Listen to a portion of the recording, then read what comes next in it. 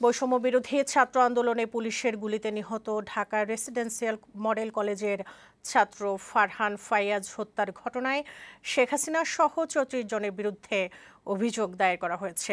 মঙ্গলবার ফারহানের বাবা শহীদুল ইসলাম ভূঁইয়া আন্তর্জাতিক অপরাধ ট্রাইব্যুনালের তদন্ত সংস্থা বরাবর অভিযোগ দাখিল করেন। এতে সাবেক মন্ত্রী ওবায়দুল কাদের, আনিসুল হক, ফজলে নূর তাপস, জাহাঙ্গীর কবির নানক, ছাত্রলীগ সভাপতি সাদ্দামের নাম উল্লেখ করা হয়েছে।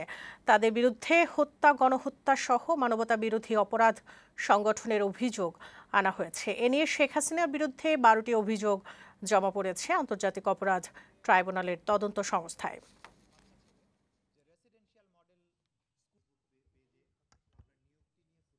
পিতার কাঁধে ছেলের লাশ, এর চেয়ে ভারী বস্তু পৃথিবীতে আর কিছু নাই। আমি মহামান্য আদালতের কাছে শরণাপন্ন হয়েছি, যারা এই হত্যাযোগ্য এই গণহত্যা চালিয়েছে তাদের বিচারের আওতায় এনে উপযুক্ত শাস্তি, খুব দ্রুত বিচারের জন্য আমরা আহ্বান জানাচ্ছি আপনাদের মাধ্যমে। তার মা সেদিন বলেছিলেন টেলিভিশনের সামনে, মিডিয়ার সামনে, যে this is my son, he is dead now, we want justice. এই জাস্টিসটা এনশিওর করার জন্যই আন্তর্জাতিক অপরাধ ট্রাইব্যুনাল এবং সেটার জন্যই আমাদের এই তদন্ত সংস্থা এবং প্রসিকিউশন টিম।